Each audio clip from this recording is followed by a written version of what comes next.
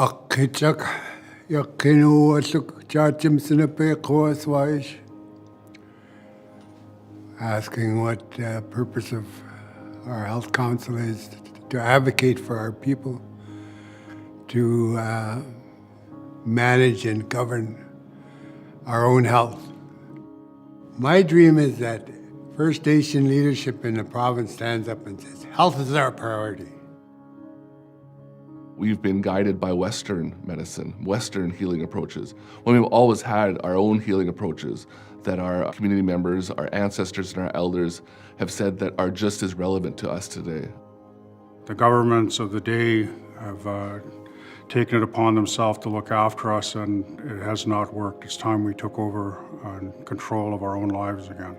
And so we really need to start looking at how do we create wellness for our people in a way that's sustainable and comes from our culture and who we are.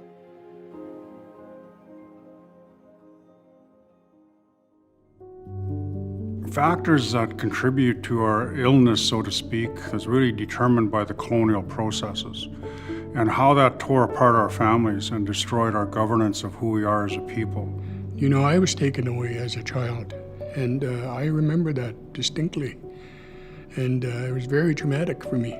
Just like many other First Nations in this province, I've seen the devastating impacts of colonialism, residential schools, intergenerational trauma.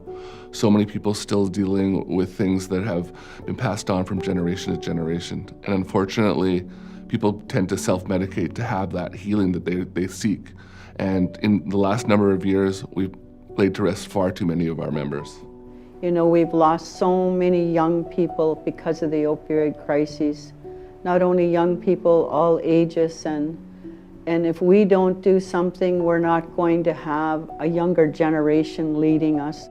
So our job is to not transmit intergenerational trauma, but to transmit intergenerational healing.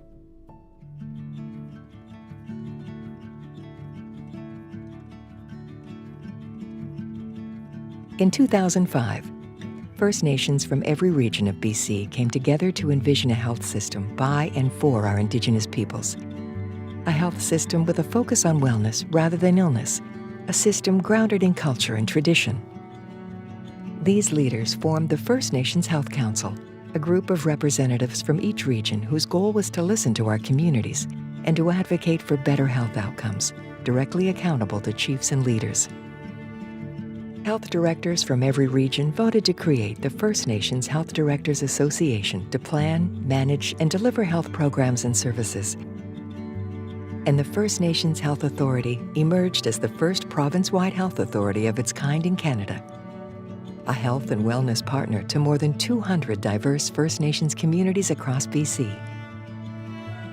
Together, these were the three pillars of a new system of First Nations health governance in BC, and their goal was nothing short of transformation. Some said it was the single greatest act of self-determination in Canada for health. At the heart of this transformation are the social determinants of health, the factors that influence health outcomes for First Nations people in BC. They are the conditions in which we are born, grow up, live our lives, and grow old, how we live a good life. They are the wider set of forces and systems that shape the conditions of our daily life, our individual health and wellness. With this framework in mind, the community gathered in 2011 to outline 7 directives for First Nations health governance. To be community-driven and nation-based. To increase First Nations decision-making and control. To improve services. To foster meaningful collaboration and partnership. To develop human and economic capacity. To be without prejudice to First Nations interests. And to function at a high operational standard. In 2011, First Nations leaders across the province came together at Gathering Wisdom to sign a historic agreement, one that enshrined those values and empowered First Nations in BC to participate fully in decision-making about their health and wellness. In 2013, the official transfer of health services from Health Canada to the First Nations Health Authority began.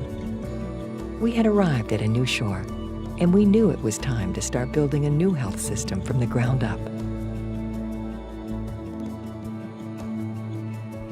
As the new chair of the First Nations Health Council, I've seen this organization grow in the last 10 years. And I want to see it even grow more in the next 10 years. This is 10 years in, and we have our authority established. Now we're looking to make it fit our communities. And we all know that one size doesn't fit all. I know a lot of chiefs have talked about how can we transform the system that we have now, bring more resources into the regions closer to home, because we all know that what happens in downtown Vancouver really is a lot different than what happens in northern British Columbia or even in the interior. The climate change has had a huge impact on our people, and the disruption from the fire and floods has taken away the places where we gather our traditional foods and our medicines. We need services closer to home, like primary care. Doctors brought closer to the community with our people. Services brought closer to home so our people don't have to travel. Well, I think the factors of health that determine how a First Nation in British Columbia does well or doesn't do well all comes down to, the key indicators of language and culture, food safety, housing, unemployment and income, clean drinking water. Without one or two of these, it really changes the longevity of their life. So one of the things is that, partnering with other health organizations around the province to make sure that health services that we do need is administered properly within the communities. We need to make services more available in the communities. So whether it's nurse practitioners or doctors, you got to have access to this primary care that's life-changing. To bring back our culture into the health services is really key.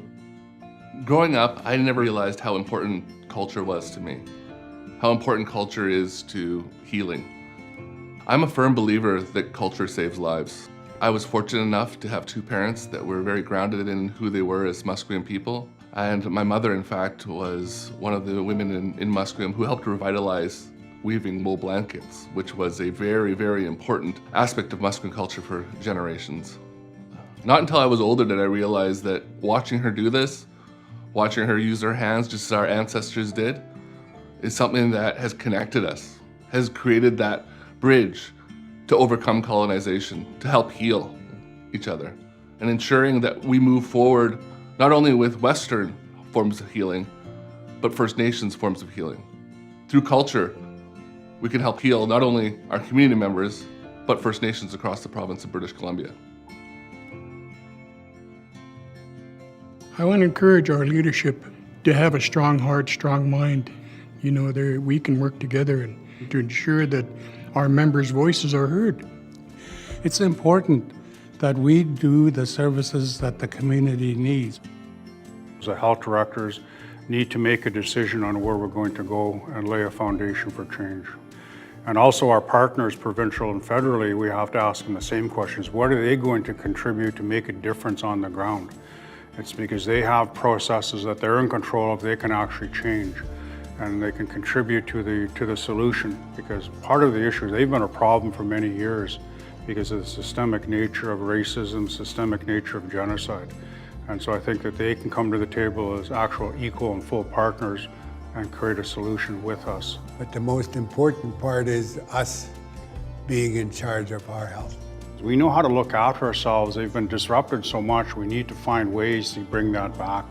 They're not lost, they're there.